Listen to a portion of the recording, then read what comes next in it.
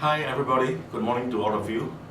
My name is Michael Heah and I'm so pleased to be here on the invitation of Mac to do a short presentation of what I like to share with you.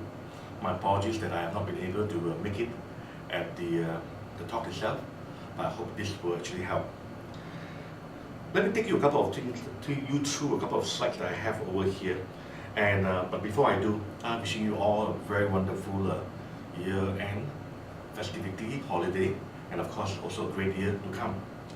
So my talk today is basically focused on what I have here, and it's called something I bear in mind when I'm in coaching.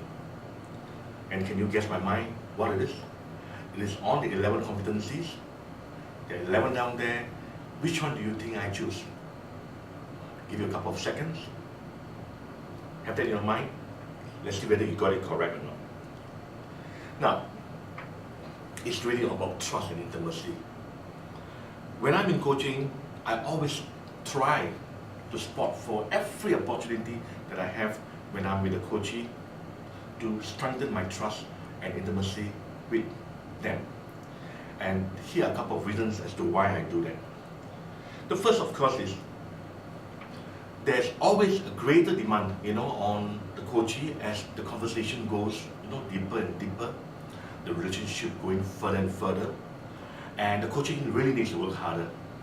So with a lot of trust and intimacy, you'll find that the coachee becomes much more closer to you. He or she will collaborate and make things a lot more what they call easier and better for one another. Secondly, building trust and intimacy with the coachee also helps the coachee to become motivated, because sometimes a coaching relationship can be a session, but it can be as long as 3 months, 6 months, sometimes a year, sometimes even forever in that sense of the word. So we want to sustain the interest of the coachee, that motivation of the coachee throughout. And who's the main factor down there in the whole relationship is always the coach, and the coachee. Thirdly, when there's trust and intimacy, you get the truth. So you won't be coaching around something that is not real. You're coaching on the real heart of the matter.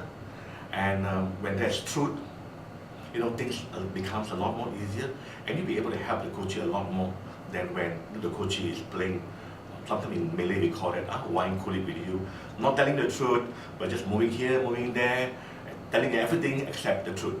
So that's the third point. The fourth point that I have here is sustaining the coaching interest, which I've mentioned earlier, that when there is actually a lot of trust and intimacy, so you keep that interest going, so that the coachee is always with you, always wanting to do something for themselves, to move themselves forward. And fifthly, the last one here, shift that work of working harder from you to the coachee. The coachee has to work much more harder as you go down the line. We start with the contracting, we start with the clarifying, but when it comes to the co-creating part, when it comes to committing the coachee to what they need to do, that's where a lot of it comes out from the coachee, and we want that thing to happen so that that relationship would move forward a lot more.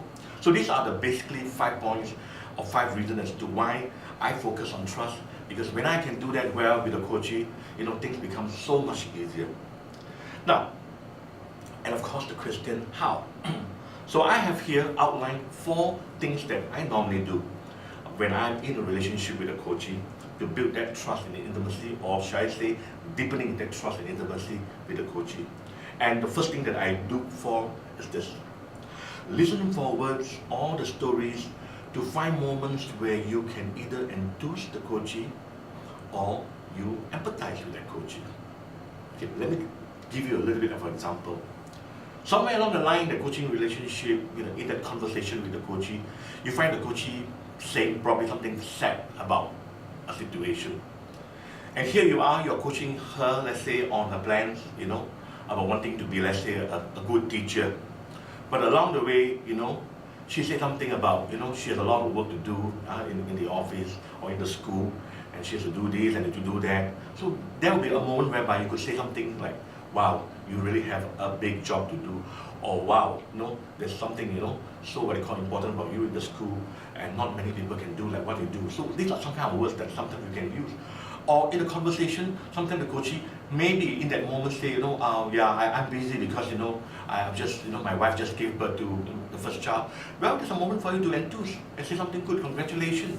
And not just being focused on getting to the goal, but moments where you can sideline that and say something good for the coachee. And these are the moments whereby you bring yourself much more closer to your coachee. So that's point number one. The second thing that I do is agree more than disagree, or just shut up, like I say. Now, when we go into the coaching table, we bring along our ego, we bring along our filters, we bring along our values, we bring along a lot of our own things. Likewise, the coaching brings along theirs as well. So sometimes there are areas whereby we can agree, but sometimes there are areas whereby we disagree. Let's say they say that they feel like disciplining their son, and you are one person who is very what they call against child abuse, or you find that things like this kind is a no-no for people, and the coach asks questions like, do you agree that I should do something to my son? He's very, very naughty, and I tried all my ways, so the best thing to do for me is to, somebody give him a smack, on his face or on his back. So sometimes you're put into the corner down there. And it is very natural. I mean, one is not very, very careful.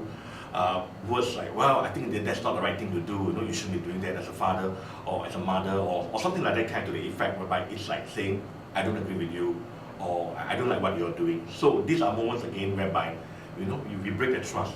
So yeah, I know it's like you want to say something to say that kind of words rhyming, but the least that you can do is to say, well, I can understand where you're coming from. Probably that's the best thing to do, or simply just nod your head through a listening gesture. Say, I hear you, but not even saying any of those kind of things. So that will actually help, to keep that relationship, going with you and your coaching. And thirdly, slow down. Intonate your words so that you resonate with your coaching. I always have this belief, and I always tell it in the class, when we speak very, very fast, we will connect more with the head.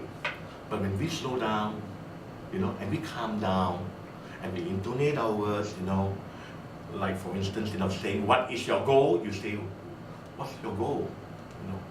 What's stopping you? Instead of, what's stopping you? You use those words and in a very slow manner, and it has that calming effect and that healing effect for the coachee, and that help the coachee to respond a lot more better. And it gets into their heart, and when it gets into the heart, it touches their values, it touches their self-belief. So a lot of times you'll find them, being more truthful about themselves to you. And of course, the greater thing is, you connect yourself with that coaching. So that's the 3 points. And the last point, before I end this conversation, is this. Be warm, but gently assertive, because you still have to move the agenda. You still have to manage the progress and accountability, like what coaches do. But we need that. Don't get into a rush. If you rush and you think that you get to the goal faster, very often it doesn't. When you rush, you actually get further and further away from the goal. But we have to also sometimes, be assertive. Sometimes we say things like, can I get you to say something about this? Or can I get you to be open to more possibilities? Can I, coach you? Can I ask that permission of you?